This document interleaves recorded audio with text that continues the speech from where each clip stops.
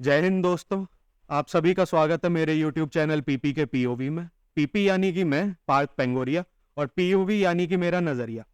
तो आज का हमारा टॉपिक है journey of a student from an engineering college to a professional life. और इस टॉपिक के लिए हमारे साथ बैठे हैं मेरे बड़े भाई शुम्मी गुप्ता। पेशे से ये एक इंजीनियर है। और भैया एक बार आप अपना इंट्रोडक्शन दोगे थोड़ा। तो मैं 2016 पास आउट हूँ इंजीनियरिंग, और मुझे अप्रोक्सीमेटली 8.5 ईयर्स का एक्सपीरियंस है। मैंने स्टार्टअप से लेकर बड़े बड़े एमएनसीज तक काम किया हुआ है। अच्छा, तो भैया आप ये बता सकते हो मेरे को कि जैसे एक अच्छे कॉलेज में एंटर करने के लिए हम 12th के बाद क्या क्या कॉम्पिटिटिव एग्जाम्स दे सकते हैं जिससे कि हमारे को उन कॉलेजेस में एंट्री मिल सके या हम उनमें जो मनचाही ब्रांच होती है वो हम चूज कर सकें।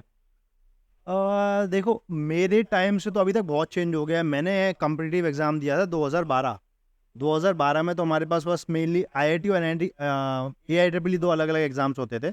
अभी आई थिंक फॉर्मेट काफ़ी चेंज हो गया। अभी एक आईआईटी का मेंस होता है। मेंस अगर आपका क्वालिफाई होता है तो आप ज़्यादातर प्राइवेट कॉलेजेस और एनआईटी के लिए एलिजिबल हो जाते हो। फिर आपका एडवांस होता है। Advance is for IIT. फिर बाकी स्टेट एग्जाम्स होते हैं। आई थिंक यूपी का अलग होता है। Then there are private colleges, Vellore वगैरह हो गए। इन सब के अलग अलग एग्जाम्स होते हैं। तो यह मोर और लेस यही है। तो अगर मैं देखूं तो काफी एग्जाम्स होते हैं कॉम्पिटिटिव एग्जाम्स जिससे बच्चा एक इंजीनियरिंग कॉलेज में एंटर कर सकता है। लेकिन मेनली आजकल बच्चों का सपना क्या होता है, या मैं अपने टाइम से बात करूं तो सबके मन में यही होता है कि या तो हमें आईआईटी मिले या एनआईटी मिले। लेकिन हर बच्चा तो आईआईटीज एनआईटीज में नहीं जा सकता। तो उनके लिए आपके पास कुछ सजेशंस या कुछ राय। करेक्ट। तो इसके लिए मैं स्टार्ट करता हूँ एक इंटरेस्टिंग डेटा से। अगर आप देखोगे तो इंडिया में अप्रोक्सीमेटली 12 से 15 लाख बच्चे आईआईटी या जो आईआईटी मेंस का एग्जाम है वो देते हैं। तो जस्ट इमेजिन इंडिया में टोटल सीट्स कितनी होंगी। अराउंड मेरे टाइम पे अगर मैं बात करूं तो हमारे टाइम पे 25,000 या 20,000 हुआ करती थी। अब शायद थोड़ी इंक्रीज हो गई हो। अभी बढ़ के आईआईटीज, एनआईटीज और ट्रिपल आईटीज इनकी मिला के अप्रोक्सीमेटली 50,000 सीटें हैं। तो 15 लाख में अगर देखोगे जो इंडिया के मेन टॉप इंजीनियरिंग कॉलेजेस हैं वो उसकी सीट है 50,000, which is equivalent to approximately 3.5%। तो सोचो 97% बच्चा कहाँ जाता है। तो it is not just about IITs और यस, आईआईटीज एनआईटी से एक सबसे अच्छा फायदा है। वो फायदा होता है आपको वहाँ पे जो माहौल मिलता है, जो आपको स्टार्टिंग पैकेज मिलता है। अगर आप आईआईटी के हो तो यू हैव अ ब्रांड। आपको अगर नॉर्मल बच्चे को पैकेज मिल रहा है इंडिया में ज़्यादातर 4 लाख 5 लाख से ज़्यादा का एवरेज पैकेज है। एवरेज भी नहीं, मैक्सिमम पैकेज 4 से 5 लाख का है। तो अगर आप आईआईटीज एनआईटी से आपको मे बी 15 लाख 20 लाख से स्टार्ट मिल जाए, ठीक है। But at the and it depends on skill. एक आईआईटी का इंजीनियर 15 लाख कमाने वाला भी 15 लाख पे रह जाएगा 5 साल बाद अगर वो मेहनत नहीं करेगा। बट एक कोई टीयर 3 कॉलेज का बच्चा जो कि 3 लाख से चालू किया था, 5 साल बाद हो सकता है वो 40 लाख पे बैठा हो। जैसे आप बात कर रहे हो टीयर की, जैसे टीयर 1 टीयर 2 टीयर 3। लेकिन अगर मैं देखूं जैसे टीयर 1 और टीयर 2 कॉलेजेस होते हैं और टीयर 3 कॉलेज जो होते हैं उनमें काफी डिफरेंस होता है। करेक्ट। तो अब ये डिफरेंस अकेला पैकेज का ही नहीं होता है, कॉलेज लाइफ का भी होता है। तो वो आप एक बार डिस्क्राइब कर सकते हो। हाँ, तो बहुत डिफरेंस होता है। एक्चुअल में देखोगे मेन डिफरेंस होता है माहौल का। अगर देखोगे टीयर 1 टीयर 2 में जो बच्चे आते हैं 100 में से आपको 90 बच्चे मिलेंगे, या फिर वहाँ पे एनवायरनमेंट ऐसा मिलेगा कि सारे लोग कुछ ना कुछ यूनिक सोचेंगे, कुछ ना कुछ अलग अलग एक्टिविटीज़ में पार्टिसिपेट करेंगे। वहाँ पे बहुत सारे क्लब्स होते हैं। अगर आपको इवन आईआईटीज में जाने के बाद अगर आपको थिएटर में इंटरेस्ट है तो वहाँ पे बहुत स्पेसिफिक थिएटर के क्लब्स होंगे। अगर आपको कुछ स्पेसिफिक लेट्स से एआई में इंटरेस्ट है, वहाँ पे एआई के क्लब्स होंगे। वहाँ पे सारे लोग आपको टीयर 1 टीयर 2 में बात ही करते मिलेंगे इनोवेशन की। कैसे मैं एज अ एंटरप्रेन्योर अपना कुछ स्टार्ट कर सकता हूँ। वो लोग स्टार्ट कर देते हैं सेकेंड ईयर से ये सब चीज़ें। अगर बात करो आपके टीयर 3 कॉलेजेस की, टीयर 3 कॉलेजेस में ज़्यादातर बच्चे आपको 100 में से 90 बच्चे आपको मिलेंगे जो केवल मौज काटने आते हैं, या जो केवल बस घर वाल डिग्री चाहिए जिनको, ज़्यादातर बच्चे वो आते हैं। तो वहाँ पे सबसे जो मेन डिफरेंस है वो रहता है वो एनवायरनमेंट का। 10 बच्चों का अगर 90 बच्चे नहीं करने वाले, 10 बच्चे करने वाले, तो 10 बच्चे करने वाले उन्हें भी उतना कंपटीशन और मोटिवेशन नहीं मिलेगा। आईआईटी में जब आप गए आपने देखा यार, आपने आपके अकॉर्डिंग बहुत बड़ा कुछ हासिल कर लिया, आप देख रहे हो आपके बगल वाले ने उससे 4 गुना हासिल कर लिया, तो आपको मोटिवेशन। सही बात है। और मतलब मेरा मानना क्या है ना, जैसे आप बोल रहे हो कि एनवायरनमेंट का अंतर है, तो कहीं ना कहीं ऐसा नहीं, ये एनवायरनमेंट का अंतर या बच्चों का डिफरेंस तो है, लेकिन कुछ माहौल का भी अंतर होता है कि मतलब टीयर 3 कॉलेजेस आज के टाइम पे अगर मैं बात करूं, जैसा आप स्टैट्स बोल रहे थे, तो अगर 15 लाख बच्चा पेपर दे रहा है कॉम्पिटिटिव एग्जाम्स की, उसमें से 50,000 ही सिर्फ गवर्नमेंट कॉलेजेस में जा पा रहे हैं। लेकिन अगर मैं उठाऊं डेटा, वो कितने बच्चे अगर एक साल में पास आउट होते हैं इंजीनियरिंग से, तो वो भी लगभग 15 से 16 लाख है। तो मतलब इंजीनियरिंग कॉलेजेस बहुत ज्यादा है हमारी कंट्री में, करेक्ट। जिस वजह से मेरे को कहीं ना कहीं ऐसा भी लगता है कि शायद सैचुरेटेड हो गई है ये इंडस्ट्री, जिस वजह से जिस बच्चे के मन में नहीं भी होता है वो भी इंजीनियरिंग करने चला जाता है। हाँ, बिल्कुल सही बात है। अगर डेटा देखोगे ना, एक और इंटरेस्टिंग डेटा मैं बताता हूँ। आउट ऑफ 100 केवल 49 बच्चे ही होते हैं जो कि एक्चुअल में जिन्हें इंजीनियरिंग से जॉब मिलती है। अच्छा। 51 बच्चे जॉबलेस रहते हैं, और इसका कारण ये नहीं है कि मार्केट में जॉब नहीं है, इसका सबसे बड़ा कारण है वो बच्चे जो कि इंजीनियरिंग करते ही बस डिग्री लेने के लिए हैं। अच्छा। जो आप बोल रहे हो सैचुरेशन का, अब सोचो मेरा इंटरेस्ट ही नहीं है इंजीनियरिंग में, बस क्योंकि मैंने मार्केट में जिसे देख रहा हूँ वो बीटेक कर रहा है, इंजीनियरिंग कर रहा है, मैं चला गया। अब जब मेरा इंटरेस्ट ही नहीं है, वो स्किल्स ही गैदर नहीं कर पाऊंगा, सही बात है। तो मेरे को जॉब मिलेगी कहाँ से? तो सोचो 51%, मोर देन 50% बच्चों का जॉबलेस रहते। तो ये तो मतलब बहुत ही ज्यादा ऐसा चौंकाने वाला डेटा है कि अगर 15 लाख बच्चे पास आउट हो रहे हैं, तो उसमें से सिर्फ 7 लाख ही बच्चे हैं लगभग जो जॉब्स ले भी पा रहे हैं। हाँ। और जॉब्स लग भी रही होंगी तो मेरे को नहीं लगता हर बच्चा, या ये तो बिल्कुल ही फैक्ट है कि हर बच्चा ड्रीम पैकेज या जो पैकेज वो एक्सपेक्ट करते हैं उतने पैकेज तो उन्हें लग नहीं रहे या वो मिल नहीं रहे।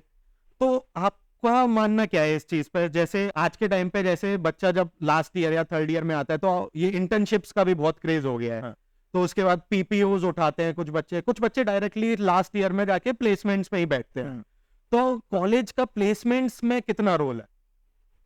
कॉलेज का बहुत रोल है। एक कॉलेज, अच्छा कॉलेज आपकी पूरी लाइफ को डिफाइन कर सकता है। टीयर 3 में भी ऐसे बहुत सारे कॉलेजेस हैं जो कि बच्चों को एक्चुअल में प्लेसमेंट के लिए प्रिपरेशन कराते हैं। जब आपका 7th सेमेस्टर चालू होता है तो काफ़ी सारे कॉलेजेस होते हैं जो आपको पूरा जुलाई, पूरा अगस्त, एप्टीट्यूड से लेकर प्रोग्रामिंग से लेके वो सब की तैयारी कराते हैं। पर ये बहुत लास्ट है। जो अच्छे कॉलेजेस होते हैं वो आपको स्टार्टिंग से कोई ना कोई आजकल कॉलेजेस ने एक चीज़ अच्छी स्टार्ट की है कि जो इंडस्ट्री में चल रही हैं, टेक्नोलॉजी चल रही है, लैंग्वेजेस चल रही हैं, वो इंटरेस्ट से स्टूडेंट्स को सिखाना चालू किया है। तो सोचो अगर आप उन चीज़ों को सीखते हो तो जब आप प्लेसमेंट में जाओगे, एक कंपनी आ रही है, कोई बड़ी कंपनी आती है, वो 6 महीने आपको ट्रेन करने के लिए लगाएगी। अब जस्ट इमेजिन वो चीज़ आपने कॉलेज में 2 साल की है, तो आपको कितना अच्छा एक एडेड ऑन एडवांटेज मिलेगा। तो जो आपका क्वेश्चन था बच्चों को क्या करना चाहिए, कॉलेज को क्या करना चाहिए, सबसे पहले कॉलेज को इंडस्ट्री अलाइन होना चाहिए। अगर हम इंडिया में देखें जो ज़्यादातर कंप्यूटर साइंस कराते हैं वो ज़्यादातर कॉलेज थ्योरी पढ़ाते हैं। Theoretical knowledge yes is useful, but industry के अकॉर्डिंग देखोगे तो may be just 10 to 20%, 80% knowledge का आपका यूज नहीं रहता। और जैसे आप बोल रहे हो कि ज्यादातर बच्चे या तो मतलब कंप्यूटर साइंस में थ्योरी पढ़ा रहे हैं या प्रोग्रामिंग लैंग्वेजेस, हम इन सब की बात कर रहे हैं। तो जैसे कोविड के बाद मैंने क्या नोटिस किया है कि कोर ब्रांचेस जो हुआ करती थी, जैसे for example electronics, mechanical, civil, इनमें उतनी वैकेंसीज नहीं आई है या बच्चे इतना ज्यादा इम्पैक्ट हुए हैं कि सब आईटी साइड मूव कर रहे हैं। करेक्ट। तो उनको ऐसा क्या, मतलब अगर उन बच्चों के पॉइंट ऑफ व्यू से मैं देखूं तो उन बच्चों को ना प्रोग्रामिंग आती है, एप्टीट्यूड हो सकता है कि उनका अच्छा हो, लेकिन जो स्किल सेट एक कंप्यूटर साइंस का बच्चा या आईटी के बच्चे के पास होता है उनके पास वो उतना शार्प नहीं होगा। करेक्ट। तो उनके लिए कुछ सजेशन हैं आपके पास? उनके लिए सबसे स्टार्ट करने के लिए देखो आजकल बहुत सारे ऐसे वेबसाइट्स हैं, मैं ना बहुत बड़े बड़े वेबसाइट्स हैं, मैं नाम नहीं लूँगा, बट लोग गूगल कर सकते हैं। वो आपको प्रॉपर आप बेसिक से स्टार्ट कर सकते हो, कॉम्पिटिटिव तैयारी कराते हैं। वो आज के टाइम पे सबसे बढ़िया चीज़ है, आपके पास चैट जीपीटी यूज़ करो। आप जाओ, being a non technical person, being a non I would say programming person, आप चाहो आपको छोटे छोटे कोर्सेज मिल जाएंगे, या फिर आप ऐसे काफ़ी सारे वेबसाइट्स हैं इंडिया में जो 400 रुपए में आपको प्रॉपर कोर्सेज देते हैं, अच्छा। प्रॉपर वीडियो कंटेंट के साथ। उनका 20-20 30-30 घंटे के कोर्सेज रहते हैं। आप जाओ, being a non IT person आप देख सकते हो, आपको नॉलेज गेन कर सकते हो। और अगर आपको एक्चुअल में स्विच करना है तो आप ऐसा हॉट टेक्नोलॉजी ढूंढो। जैसे फॉर एग्जाम्पल आज के टाइम में है एआई। आप नॉर्मल प्रोग्रामिंग सीखना बहुत अच्छा है, आपको यूजफुल है, हमेशा यूजफुल है। बट आप ऐसे कोई फील्ड को देखो जहाँ पे आपको जहाँ पे कंपटीशन आज के टाइम पे कम है और आपको इजी एंट्री मिल जाएगी अगर आपने थोड़ा बहुत भी गेन किया नॉलेज। हाँ, मतलब अगर देखा जाए तो आजकल ये एआई एमएल ये बहुत ज्यादा बूम पर है, इनका बहुत ज्यादा क्रेज हो गया। अब एआई में ही अगर बात करें तो ये जीपीटीज में इंट्रोड्यूस हो रहा है। हाँ। गूगल हुआ, माइक्रोसॉफ्ट हुआ, सब अपने जीपीटीज के पीछे लगे पड़े हैं जिससे कि वो भी उस एआई इंडस्ट्री में घुस सके और इसे एक्सप्लोर कर सके। ठीक है, अब जैसे ये हो गया, कोई नॉन टेक्निकल बंदा जो है या जो नॉन टेक्निकल ब्रांच से है उसके लिए एंट्री। लेकिन अब जैसे कोविड के बाद ये भी चीज हमने बहुत देखी है कि आईटी इंडस्ट्री में पैसा बहुत आया, कोविड ईयर में हायरिंग भी बहुत हुई, लेकिन उसके बाद 21 से लेके आज तक हम रोज कहीं ना कहीं ये सुनते हैं कि इस कंपनी ने इतनी फायरिंग कर दी या उस कंपनी ने इतनी फायरिंग कर दी। और उस वजह से क्या हो रहा है कि जो 23 में बच्चे पास आउट हुए या 24 में बच्चे पास आउट होने वाले हैं, उनको शायद वो जॉब्स पे इम्पैक्ट हो रहा है। अगर कोई कंपनी फायर नहीं कर रही है तो उस कंपनी ने शायद हायरिंग फ्रीज कर रखी है। तो उनके पास क्या क्या स्टेप्स हैं या वो ऐसा क्या कर सकते हैं जो बच्चे अभी पास आउट होने वाले हैं या जो अभी इंडस्ट्री में नहीं आए हैं लेकिन पास आउट हो चुके हैं, तो वो ऐसे क्या क्या स्टेप्स उठा सकते हैं जिससे कि उन्हें जॉब मिलने में थोड़ी आसानी हो। हाँ, उसके लिए ये एक डेटा बताना चाहूँगा कि 2021 में कंपनीज को इतना एक्सपेक्टेशन था कि कोविड आया तो everyone want to go online, सब कोई ऑनलाइन जाना चाहता था। तो कंपनीज को इतना एक्सपेक्टेशन था कि आईटी में इतना बूम आएगा, इतना बूम आएगा। 21 में भी बूम चला, 22 के मिड के बाद से वो स्लो डाउन, इकोनॉमिक जब स्लो डाउन का दुनिया में चला, वो स्लो डाउन का चालू हुआ तो उसका सबसे मेजर इम्पैक्ट पड़ा आईटी को। क्यों? क्योंकि 22 के बाद से सब कुछ ऑफलाइन चालू हो चुका था। तो जितनी आईटी में बहुत जो मेजर फंडिंग थी वो इंक्रीज नहीं हुई। अच्छा, वो बहुत कम नहीं हुई बट वो इंक्रीज नहीं हुई। तो जो कंपनियों ने बहुत ज़्यादा हायरिंग करी थी, अब उनको वो रिसोर्सेज एलोकेशन के लिए जगह ही नहीं है, प्रोजेक्ट्स ही नहीं है, इतना रिक्वायरमेंट ही नहीं है। तो वो बहुत स्लो डाउन, और वो स्लो डाउन आज भी चल रहा है। बट ऐसा माना जा रहा है कि अगले साल से एक मार्केट वापस से, इकोनॉमीज ओपन होंगी, वापस से आईटी में एक बूम आने के बहुत एक्सपेक्टेशंस हैं। और अगर मैं इसी की बात करूं तो मैंने एक बीच में डेटा ये भी सुना था कि जैसे कोविड ईयर में पैकेजेस लोगों ने बहुत ट्रिपल टाइम्स या 4 टाइम्स उठाए। हाँ। तो मैं कहीं ये भी सुन रहा था या मैंने ये भी पढ़ा कि ये शायद एक बबल बन गया है जो कभी भी बस्ट हो सकता है। तो ये भी शायद डर है क्या कुछ मार्केट में? इंडियन मार्केट के लिए नहीं है। उसका सबसे बड़ा कारण मैं बताता हूँ। अगर देखो कोविड के बाद हुआ क्या, यूएस में कोई बंदा बैठा है, काम कर रहा है, अभी everyone wanted to work from home. तो पहले कंपनियों को क्या होता था कि भैया ऑफिस आके बंदे से काम कराना है, तो यूएस में हायरिंग करते थे, यूके में, यूरोप में हायरिंग करते थे। अब ये सोचो यूएस में अगर आप हायर कर रहे हो तो आपको अप्रॉक्सीमेटली एक 5 साल एक्सपीरियंस बंदा चाहिए, अप्रॉक्सीमेटली आपको $1 लाख चाहिए उसे देने के लिए। इतना वहाँ का नॉर्मल पैकेज है। अब सोचो 1 लाख डॉलर मतलब इंडिया के हिसाब से अप्रॉक्सीमेटली 80-85, 80 लाख या 90 लाख। हाँ, इतना आपको पैसा चाहिए। अब वही रिसोर्स जब आपको ऑफिस में बुलाना ही नहीं है, काम घर बैठ के करना है, कंपनीज ने क्या किया, इंडिया में हायरिंग करना चालू करी। अब इंडियन हायरिंग में सोचो, इंडियंस जो कोविड से पहले 10 लाख 12 लाख रुपए मतलब बहुत अच्छी सैलरी मानी जाती है, अब वो बंदे को अगर कंपनी 30 लाख 35 लाख 40 लाख भी दे रही है तो वो 40 लाख अपने यूएस में बचा रही है एज अ सैलरी है, वो भी बस एज अ सैलरी बचा रही है। उसके अलावा जो उनको वो वहाँ पे पेंशन स्कीम होती है, आई थिंक उसे मैं नाम भूल रहा हूँ उसका, वो पेंशन स्कीम होती है वहाँ पे यूएस में कंपनीज को बहुत अच्छा इन्वेस्ट करना पड़ता है एम्प्लॉयज के लिए, और भी बहुत सारी चीज़ें होती हैं। तो वो सब बचा। इंफ्रास्ट्रक्चर, इंडिया में इंफ्रास्ट्रक्चर कितना सस्ता है, यूएस में कितना महंगा है, Correct. वो सारी चीज़ें लगाओगे तो कंपनीज को बहुत फायदा है इंडिया में हायरिंग करके। तो अगर एक तरह से देखा जाए तो ये मेजर जो फायरिंग वगैरह भी हमने सुनी वो शायद यूएस यूके वगैरह में ज्यादा हुई है एज कम्पेयर टू इंडिया, शायद यही उसका रीजन है। एग्जैक्टली अगर देखोगे तो इंडिया से बहुत कम कंपनीज ने फायर किया है, हम्म, मेन जो फायरिंग है वो बाहर से है, क्योंकि उनको सेम काम करने वाला बंदा इंडिया में मिल रहा है, इंडिया में मिल जो कि मे बी 30% या 40% ही आपसे चीप ले रहा है। लेबर है। हाँ, उनके कंपेरेटिवली 30-40% ही आपसे चार्ज कर रहा है। अगर अच्छा। वो 100 चार्ज कर रहे हैं तो 40 चार्ज कर रहा है। तो ये तो मतलब उनके लिए काफी कॉस्ट कटिंग हो हाँ, गई है तो उनके एक लिए तरह से। काफी कॉस्ट कटिंग हुई, इसीलिए इंडिया में इतनी फायरिंग नहीं देखने मिलेगी, बट ये यूएस में, यूके, यूरोप में बहुत इम्पैक्ट है। साथ में अगर एक और चीज देखोगे, जो पैकेजेस बढ़े हैं ना कोविड के बाद, वो इंडिया में, और इंडिया जैसे इंडोनेशिया, इंडिया ऐसे कंट्रीज में बढ़े हैं। यूएस, जहाँ यूके, पे चीप यूरोप, लेबर है बेसिकली। यूएस, यूके, यूरोप में हार्डली 5-10% इंक्रीमेंट मिला है लोगों को, उससे ज्यादा नहीं, correct। इतना पैसा बढ़ा। अच्छा, जब हम इस सब की बात कर रहे हैं तो एक चीज और मेरे दिमाग में बार बार चलती जा रही है। जो बच्चा अभी या तो फर्स्ट ईयर में एंटर कर रहा है, करा है कॉलेज में, या निकलने वाला है और नॉन आईटी इंडस्ट्री से है या नॉन आईटी बैकग्राउंड से है, कुछ लैंग्वेजेस हैं आपके दिमाग में एआई एमएल के अलावा? एआई एमएल में भी कुछ लैंग्वेजेस यूज होती हैं, तो कुछ ऐसी लैंग्वेजेस आप सजेस्ट कर सकते हो जो एक बच्चे को सीखनी चाहिए? ओके, तो देखो आज के टाइम पे फुल स्टैक का बहुत बूम है, अच्छा। तो फुल स्टैक के लिए आप जावास्क्रिप्ट से स्टार्ट कर सकते हो। हम्म। जावास्क्रिप्ट आपको अभी आई थिंक पिछले 10 साल पहले जावास्क्रिप्ट 10 नहीं, आई थिंक 2009 में लॉन्च हुई थी। बैक एंड का भी जावास्क्रिप्ट में आया था, नोड.जेएस। अच्छा। तो एक लैंग्वेज सीख के आप फ्रंट एंड पे बहुत सारे ऐसे सारा फ्रंट एंड जावास्क्रिप्ट पे ही चलता है। रिएक्ट हो गया, एंगुलर हो गया, व्यू हो गया, 3 मेन फेमस प्रोग्रामिंग लैंग्वेजेस हैं। अच्छा। उसके अलावा बैक एंड में आप नोड.जेएस कर सकते हो। तो इसको कहते हैं MERN stack, mean stack.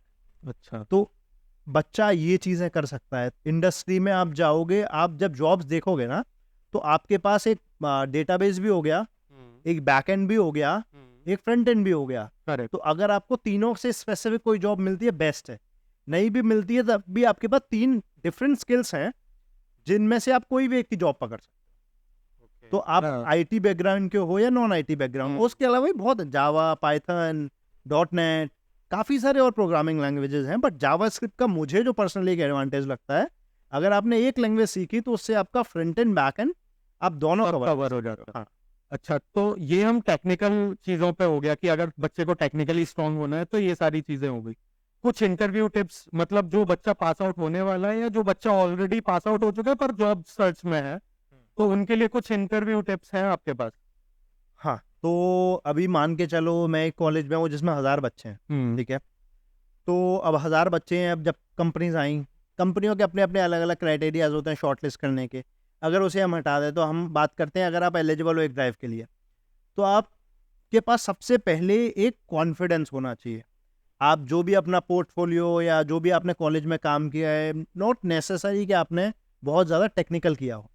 May be आप किसी क्लब में रहे हो जहाँ पे आपने कोई काम किया है स्पेसिफिक, तो आप वो सारी चीज़ें अपने रिज्यूम में, जो भी आप चीज़ें बनाते हो उसमें नोट डाउन करो, और वो अपना बीइंग अ कॉन्फिडेंट पर्सन, वो चीज़ें एक अपना इंट्रोडक्शन, और ये दोनों के लिए आई थिंक एक एक्सपीरियंस पर्सन के लिए भी चीज़ लागू होती है।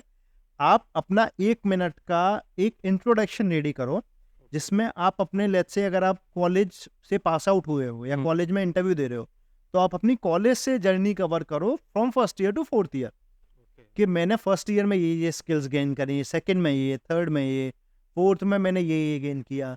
तो this would gives the interviewer a confidence कि हाँ, ये बंदा हर साल कुछ ना कुछ सीखने के लिए क्यूरियस है। करेक्ट। सिमिलरली अगर आप जॉब लाइन में हो, मान लो आप 5 साल एक्सपीरियंस हो, तो आप अपने 5 साल की एक जर्नी डिफाइन करो कि I started with this thing, फिर मैंने ये टेक्नोलॉजी सीखी, ये किया, अपने अचीवमेंट्स उसमें बताओ कि I got stuck into this problem, मैंने ये रिजॉल्व किया। तो that would make the your interview more realistic. अगर आप सेम 2-4 रटी रटाई लाइनें बोलोगे तो it would not be realistic. और शायद ये चीज ना, सबसे कॉमन क्वेश्चन जो पूछा जाता है इंटरव्यू में उसका आंसर है, सबसे कॉमन क्वेश्चन यही होता है कि इंट्रोड्यूस योरसेल्फ, और सबसे पहला क्वेश्चन यही होता है। तो शायद ये चीज हम उसी क्वेश्चन का आंसर है। हाँ, ये आपका, आप सोचो जब आप एक अच्छा सा इंट्रोडक्शन प्रिपेयर करोगे, ऐसा नहीं है आपने बस गए इंटरव्यू के टाइम पे सोच लिया। आपको अगर आप जॉब स्टार्ट कर रहे हो या देख भी रहे हो, आपको 5 से 10 इंटरव्यू देने पड़ सकते हैं, करेक्ट।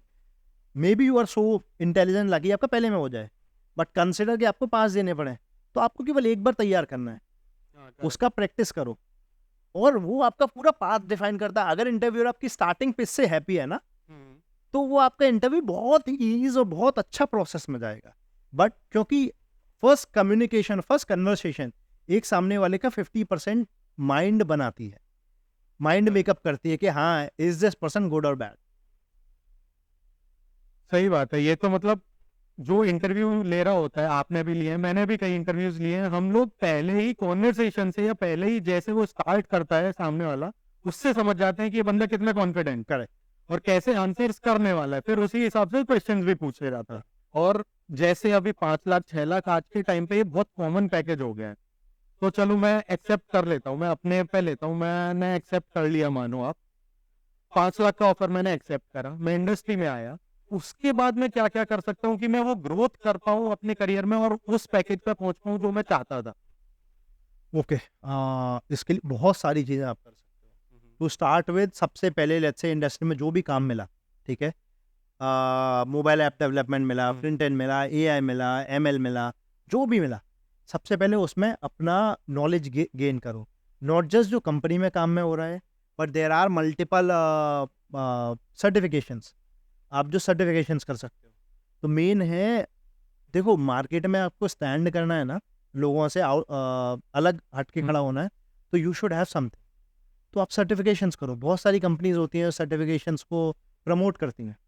मैं ये सेल्सफोर्स आप बात कर रहे हो, तो सेल्सफोर्स ट्रेलर जैसे होता है, वो सब कुछ ही फ्री में प्रोवाइड करता है, तो ऐसे और भी कंपनीज होंगी। हाँ, काफ़ी सारी कंपनीज हैं, स्टूडेंट्स को जो बहुत प्रमोट करते हैं, फ्री में सर्टिफिकेशन देते हैं, बहुत सारे हैं। तो आपका जिस एरिया में हो, जो आपका इंटरेस्ट है, उसमें आप प्रिपरेशन करके वो सर्टिफिकेशन करो। जब आप सर्टिफिकेशन करोगे, तो you would outstand among all your colleagues and everything. तो आपको सेम कंपनी में तो ग्रोथ मिलेगी ही मिलेगी, बट आप जब कहीं स्विच करोगे ना, आप दिखाओगे I have done this certification, तो it would add lot of value. तो जो आपको पैकेज का है ना कि मैंने 5 लाख से चालू किया, 15 तक कैसे जाऊं, वो इन्हीं चीज़ों से आएगा। और आज के टाइम पे मेरे को नहीं लगता कि 5 से 15 पहुंचना इतना मुश्किल है, या 15 से 30 भी पहुंचना इतना मुश्किल है। हमारे को जैसे पहले हुआ करता था, कोविड से पहले हम लोग पहले भी बात करा करते थे, तो तब शायद ज्यादा मुश्किल हुआ करता था, और अब उतना नहीं है। 100% जो हमने बात करी थी यूएस और यूके के, वो इसका बहुत बड़ा रीज़न है। जो रिमोट वर्क आया, तो इंडिया में सैलरीज बढ़ी। तो आज के टाइम में देखोगे काफ़ी सारे कॉलेज में फ्रेशर्स को 15-15 लाख का जॉब मिल रहा है। एक्सपीरियंस, और वो भी टियर 3 कॉलेज के, ऐसा नहीं है कि tier 1 tier. Definitely tier 3 college में भी ऐसे अच्छे कॉलेज हैं जो अच्छी कंपनीज बुलाते हैं और आपको प्रिपरेशन कराते हैं। तो जो आपका पहला क्वेश्चन था कि टियर 1 टियर 2 नहीं मिला, देन व्हाट? तो जो 3.5% बच्चा है अकेला, वही नहीं है कि आईटी में है। आईटी में एक एक कंपनियों में 4-4 लाख, जो इंडिया की सबसे बड़ी कंपनी है, 4 लाख की स्ट्रेंथ है वो कंपनी की। तो सोचो और कितनी बड़ी बड़ी कंपनीज हैं, कितनी सारी कंपनीज हैं, बहुत पैसे, बहुत पैकेज है, आपको बस स्किल गेन करनी। वही मेरे को लगता है ना, सारी चीज एंड में आके डिपेंड करती है आप कितनी मेहनत कर सकते हो और कितना खुद को टाइम दे सकते हो कि आप वो सारी चीजें सीखो, इंडस्ट्री से जो स्टैंडर्ड्स है उनसे ऊपर की चीजें सीखो, और फिर आप जितना पैसा चाहते हो उतना पैसा मिलेगा, चाहे आप किसी भी कॉलेज से आते हो। Correct, definitely. अच्छा, अब जब हम ये नंबर्स की बात कर ही रहे हैं, तो एक बार आप दर्शकों को ये बता सकते हो परसेंटेज में कि आप स्विच में कितना परसेंटेज ग्रोथ करते थे लगभग? अनलिमिटेड। मतलब लोगों को लगता है कि 30%, 40% मतलब बहुत हो गया। हाँ। आज के टाइम पर नोटिस पीरियड में अगर आप आ गए, आपने एक कंपनी उठाई, आप कंपनी से बार्गेन करो ही मत करेंट सैलरी पे। आपने एक कंपनी 30, आपको फॉर एग्जांपल आपका 10 लाख का पैकेज, आपने एक कंपनी, पहली कंपनी उठाई जिसे आपने इंटरव्यू दिया, और ये बोलने के लिए मुझे बहुत सारे एचआर हेट कमेंट कर सकते हैं बट आपने 10 लाख का पैकेज था, आपने 40% हाइक उठाया, तो आपका 14 लाख का पैकेज हुआ। अब आप उधर बैठो मत, पहला पैकेज जरूर उठाओ रिजाइन डालने से पहले, बट जब रिजाइन डाला उसके बाद शांति से 2 महीने बैठो मत। 2 महीने, 3, कुछ कंपनी का 3-3 महीने का भी नोटिस पीरियड। हाँ, करेक्ट। तो आप बैठो मत, आप इंटरव्यू देना चालू करो और दो, तो उससे आपको नॉलेज भी मिलेगी, ऑप्शंस आपके लिए बढ़ेंगे। आप किसी भी कंपनी से बार्गेन करोगे तो 14 लाख पे करोगे, बोलो आप मेरे को करंट ऑफर है 14 लाख का, तो आप कंपनी से मांग सकते हो 15 लाख 16 उसके लाख। बाद ऊपर 40% 30% तो ले सकते हैं। हाँ, आप 16 लाख 40-30 नहीं तो आप 16 लाख 17 लाख मांग सकते हो आराम से, और कंपनी आपको देंगी। और लोगों को भी समझ आएगा या ये चीजें पता चलेंगी कि टीयर 1 या आईआईटी एनआईटी आज के टाइम पे कुछ सब कुछ नहीं है। टीयर 3 कॉलेजेस या पीछे से भी आने वाले कॉलेजेस जिनके उतने हाई पैकेजेस नहीं लगते हैं, इतने हाई प्लेसमेंट्स नहीं होते, तो भी एटलीस्ट आप इंडस्ट्री में एंटर करो। इंडस्ट्री में एंटर करने के बाद ना सब कुछ डिपेंड करता है आपकी मेहनत पर और आप क्या क्या स्किल सेट्स गैदर कर सकते हो। एक बार आपने सारा कर लिया, आप एक्सपोज हो गए, आप जाइए नोटिस पीरियड पे, फिर जैसा आपने बताया सारा मैजिक उधर ही चालू होता है। तो जितना पैसा चाहिए आपको तब आप बना सकते हैं। सब डिपेंड करता है उस मेहनत पर और आप कैसे अपने आप को प्रेजेंट करते हैं। तो ठीक है, फिर आज का टॉपिक यहीं खत्म करते हैं। आप लोग भी बताइएगा कमेंट्स में कि आपको कैसा लगा ये टॉपिक और क्या क्या हम बात कर सकते थे या आगे किन किन चीजों पे बात करनी चाहिए। कमेंट्स में प्लीज मेंशन करिएगा किन किन चीजों पे आप चाहते हैं कि मैं बात करूं या क्या क्या चीजें उठाऊं। तो प्लीज कमेंट में ये चीज बताइएगा एंड लाइक एंड सब्सक्राइब करना मत भूलिएगा। Okay, thank you. जय हिंद।